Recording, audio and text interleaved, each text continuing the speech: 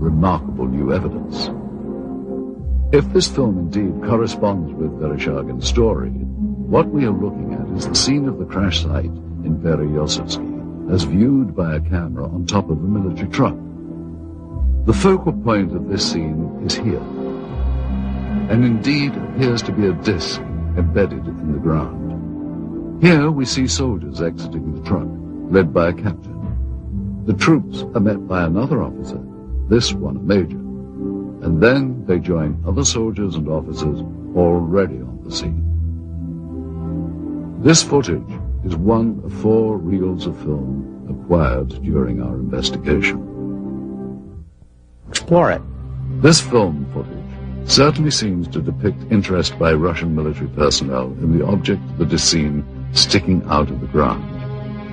Soldiers, officers, and civilian-clothed agents are deployed around the site, and they appear to be both guarding and examining the object. This is what we found on one of the 4 reels of film obtained in Russia. After viewing the footage, we were able to determine that it was most likely shot with 2 separate cameras. One apparently a handheld camera, which starts out on the approaching truck, and a second one seen here on a tripod. As the soldiers march past, you can see the cameraman turn to follow the troops. Here we cut to the other angle, the point of view from the tripod camera. And here you see the handheld camera as the truck pulls up. Both cameras change vantage points several times during the film, as if to get better views, or perhaps under orders of a superior. From this angle, we see yet more troops arrive. Author Veniamin Vereshchagin described... Знаете, в дальнейшем события приняли более такой масштабный характер. По просьбе КГБ были привлечены... On the KGB request, the Soviet army... And here you see the man who is probably the head KGB agent directing the cameraman to point his camera toward the disc. A total of almost 1,200 feet of negative were recovered just on this crash site.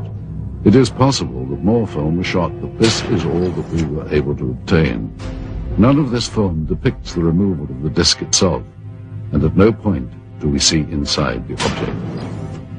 From this angle, we do see the handheld camera shooting behind or inside the disc.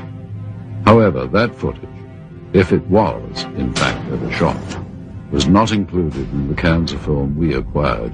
We can only speculate that it may still be at large. We must also speculate on how the object ended up here, based on information from where did this object come from and how did it come to crash here? And more importantly, what has happened to it since?